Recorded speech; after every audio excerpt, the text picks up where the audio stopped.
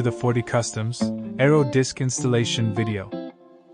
In this video, we will be explaining how to install the Forty Customs Aero Discs on your Super 73. In the box, you will find two aero discs, mounting screws and distance holders. The aero disc material is super strong and flexible. This way you can easily bend it to move it into place.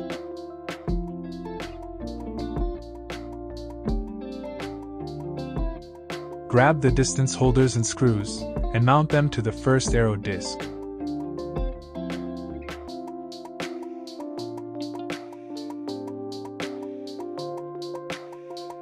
Tighten it firm and snug, but don't over-tighten or you may damage the distance holder.